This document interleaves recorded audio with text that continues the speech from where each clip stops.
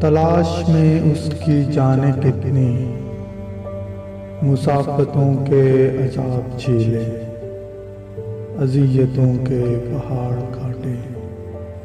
मगर वो अब मेरे रूबरू है तो ऐसा महसूस हो रहा है कि जैसे उसके बदन की खुशबू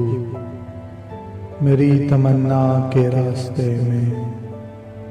पहाड़ बनकर खड़ी हुई है।